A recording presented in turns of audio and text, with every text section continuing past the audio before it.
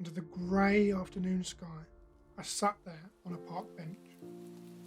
I could feel my jumper stick to me as the drizzle of rain slowly soaked through each layer of my clothes.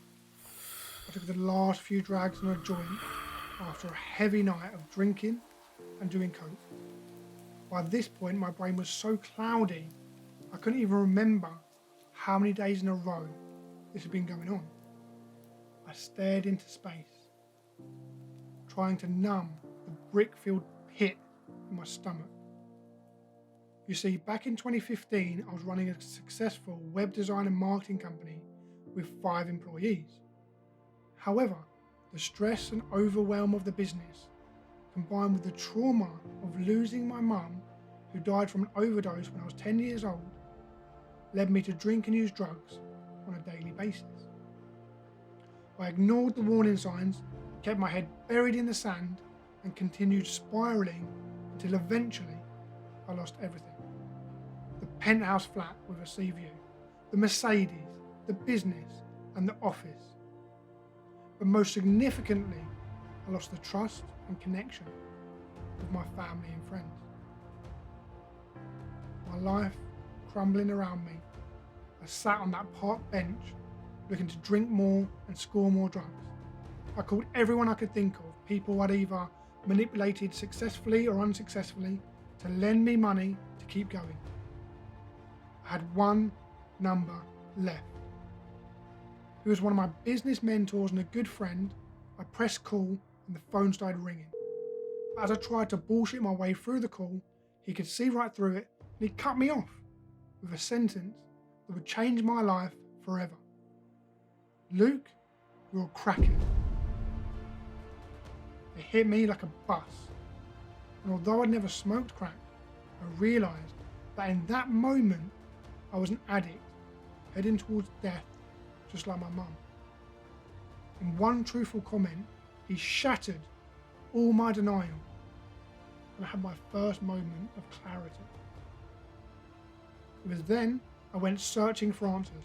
I searched Google, I read countless books and articles trying to find out why I drank, why did I use drugs, and how to stop.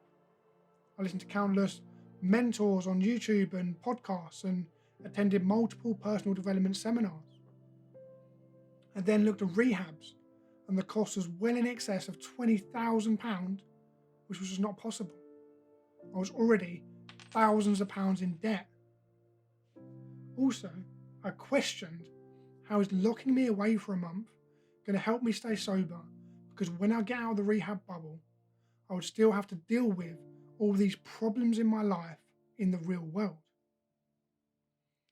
Then, as we all do, I tried AA. I went to a few meetings but didn't understand the whole higher power thing, and that I was expected to believe that I was powerless. And sitting in a group listening to everyone else's stories, I just didn't get how that was going to help me.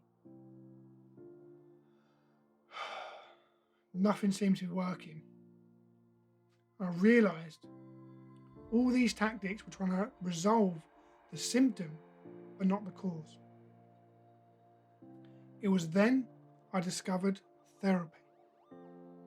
But walking into my first therapy session, I really believed I would die from bringing forth all that pain and torment that I carried.